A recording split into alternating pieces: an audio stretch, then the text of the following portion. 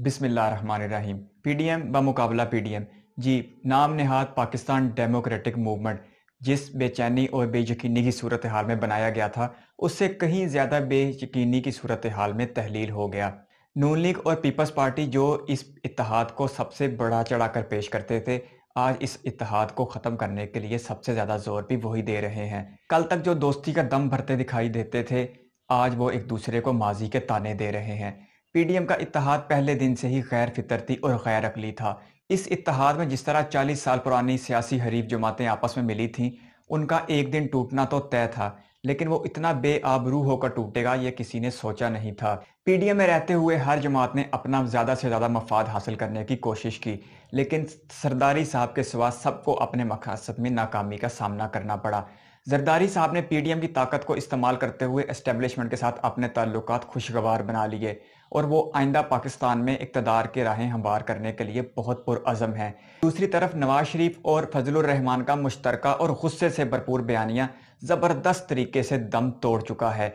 अब पीडीएम जो पहले कुछ अर्सा पहले तक अपना चेयरमैन सेनेट लाने के लिए तगदो कर रही थी, अब पीडीएम इस कदर मुंतशिर हो चुकी है कि वो मिलकर अपना अपोजिशन लीडर भी नहीं ला सकते। जी हाँ, मुस्लिम लीग नून और पीपल्स पार्टी में सेनेट के अंदर अपना अपना अपोजिशन लीडर लाने की ठन गई है। इस मकसद को हासिल करने के लिए पीपल्स पार्टी के चेयरमैन बिलावल भुट्टो जरदारी ने जमात इस्लामी के अमीर सराजुल हक से मुलाकात की और सिर्फ एक सीट की हिमायत के लिए उन लोगों को जा मिले जिनका कभी नाम लेना गवारा नहीं करते थे। लेकिन ये पाकिस्तान की सियासत है और पाकिस्तान की इस सियासत में छोटी जमातों ने हमेशा फैसला कुन किरदार अदा किया है। गो के 21 सीटों के साथ सेनेट में पीपल्स पार्टी दूसरी बड़ी जमात है और इखलाकी तौर पर भी यह हक बनता है कि पीपल्स पार्टी अपना अपोजिशन लीडर लाए।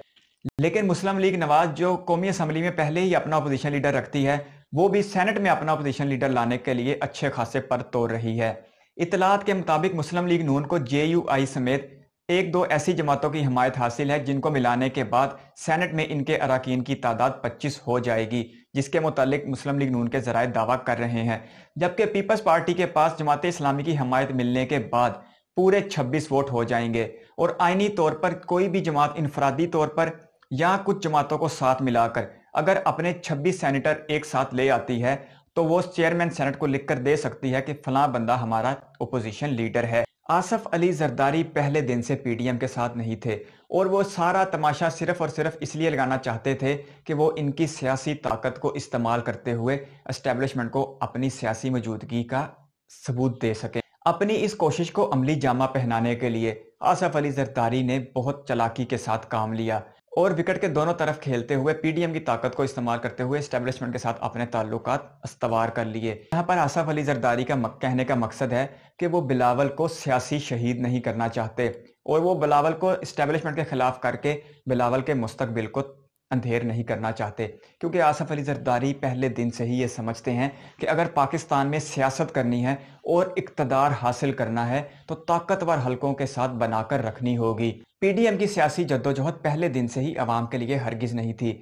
इसमें फैमिली लिमिटेड सियासी कंपनियों के अपने अपने अहदाफ थे, जिसका मकसद जब हल होता गया वो वहां से साइड पे होता गया, अपने रास्ते जुदा करता गया। पीडीएम के इस चंद रोजा मेले में सबसे बड़ा मेला ही आसफ जरदारी ने लूटा है, जबकि फजलुर रहमान और नवाज शरीफ के हाथ अभी तक कुछ नहीं आया।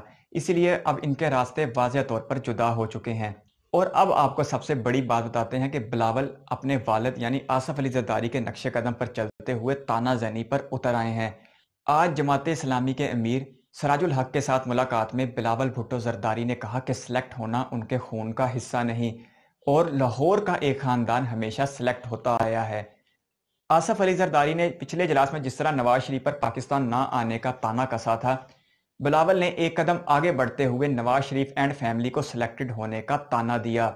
ये वही बिलावल हैं और ये वही नवाज शरीफ साहब हैं जो कुछ अरसा पहले तक एक स्टेज पर बैठकर इमरान खान को सिलेक्टेड होने का ताना दिया करते थे और आज अपना हिस्सा ना मिलने या हिस्सा खो जाने के डर की वजह से एक दूसरे से नफरत करते दिखाई दे रहे हैं। इन लोगों ने हमें जमहूरी कदरें नहीं सिखाई और हमेशा यही सिखाया है कि जब भी हम हारेंगे तब हम धांधली का नारा मारेंगे और जब हम जीतेंगे तो निज़ाम जिंदाबाद। वीडियो देखने के लिए आपके कीमती वक्त का शुक्रिया। अल्लाह हाफिज़।